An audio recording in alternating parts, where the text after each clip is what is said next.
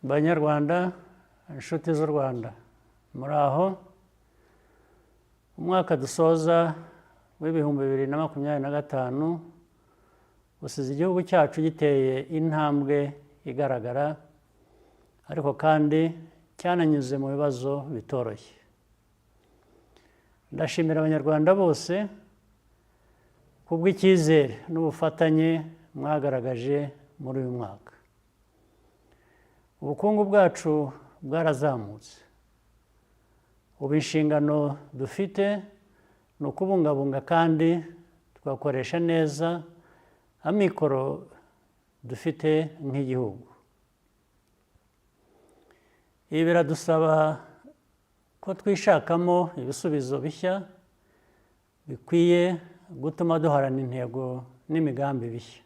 Nta wundi muntu dukwiye gutegerezaho iterambere n'imibereho myiza yacu.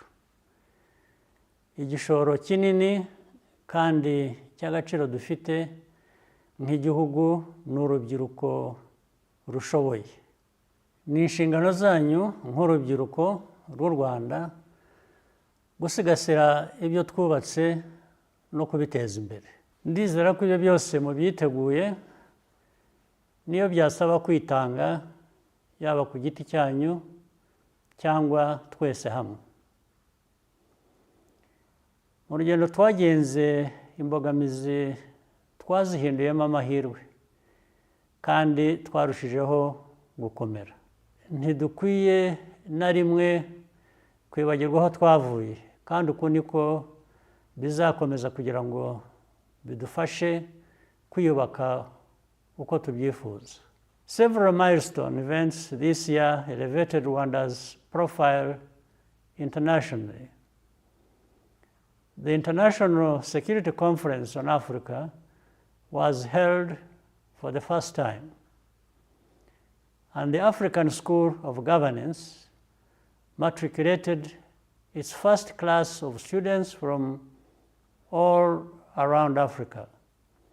We also convened a new annual event on nuclear power innovation for Africa. This reaffirms that Rwandans and Africans generally have the power to define who we are, what we stand for, and where we are going.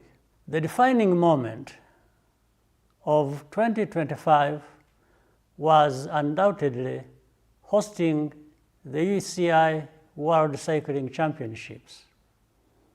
Bringing this competition and its elite athletes to Kigali's streets was a source of immense pride for our nation. I congratulate everyone involved in making these events a success.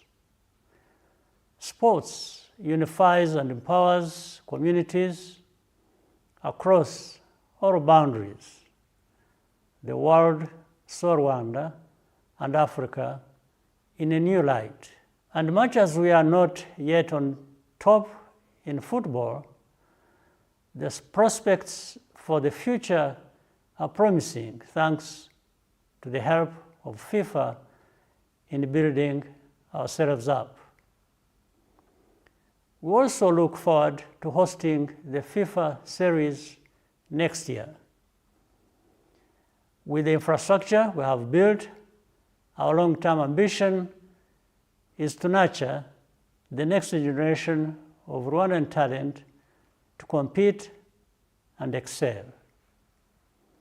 This month, Rwanda and the DRC signed the Washington Accords. I thank the United States and Qatar, alongside our African institutions, for supporting this peace process. It is a critical step toward addressing the root causes of conflict in eastern DRC and restoring regional stability. Rwanda is fully committed to implementing this agreement, but any threat to the peace and security of our people is unacceptable. The threat of state-supported violent extremism is unfortunately still very real. Ahazaza dukwiriye harashoboka. Tugomba kuguma mu nzira nziza, tugakomeza kugira icyizere kandi tugakomeza gutera imbere. Mu gihe twizihiza impera z'umwaka, ndasaba buri wese kwitwararika no kwita ku mutekano wacu n'uw'abadukikije. Buri wese afite uruhare rukomeye kugira ngo tugere ku ntego zacu. Jyewe n'umuryango wanjye twifurije abanyarwanda n'inshuti z'u Rwanda umwaka mushya muhire w'ibyishimo n'uburumbuke.